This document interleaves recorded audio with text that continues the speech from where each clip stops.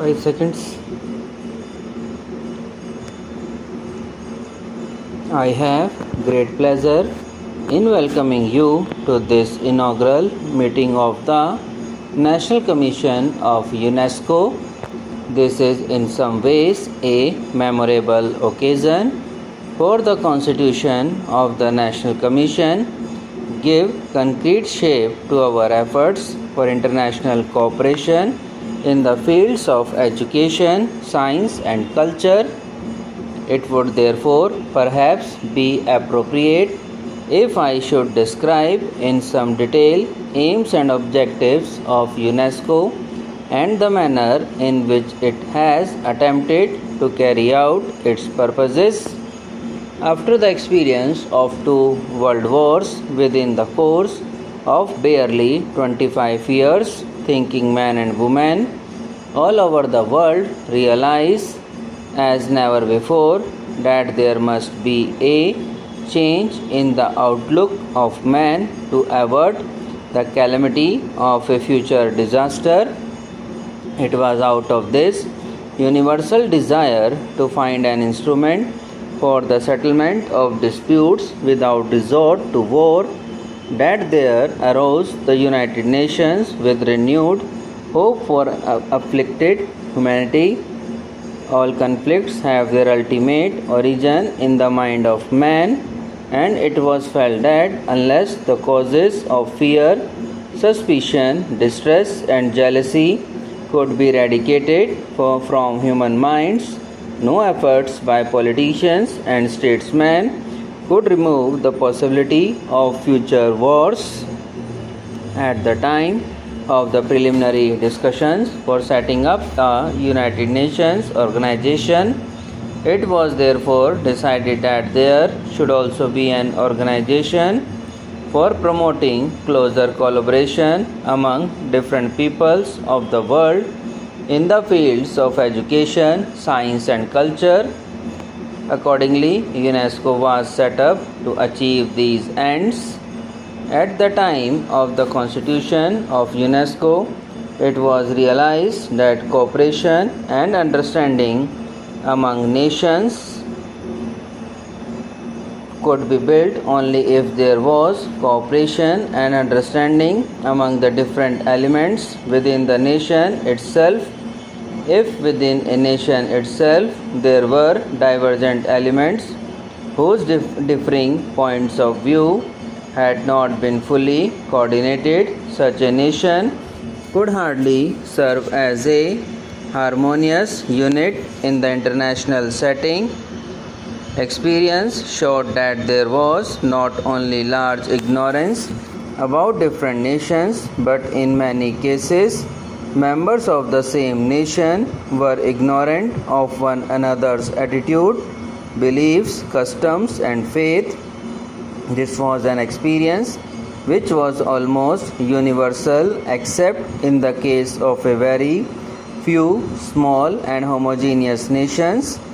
Further, it was felt that closer cooperation between different elements in our national life would lead to a promotion of activities in all other fields also. The Constitution of UNESCO provides that only states can be members. This guarantees that there will be no possibility of adding to international complications through its activities. There is, however, another aspect of the question which cannot be ignored. The nature of education, science and culture is such that their cause can be served better by private and voluntary agencies. This is the reason why UNESCO Constitution insists that there should be voluntary bodies or national commissions to perform its functions in the national fields. Unfortunately, the experience of the last 3 years has not fully justified the hopes which were raised by the establishment of the United Nations organizations. In spite of the initial agreement with which it started, it has today become the arena for struggles between rival blocs. It is true that the struggle is yet only a cold war. This is, however, little consolation to those who seek peace on an enduring basis. It is tragic that even today nations have not given up the old attitudes which so often led to war. The one ray of hope offered in this gloomy picture today is the manner in which UNESCO, an allied organization of the United Nations, has been attempting to establish better relations among human beings in the fields of education, science and culture.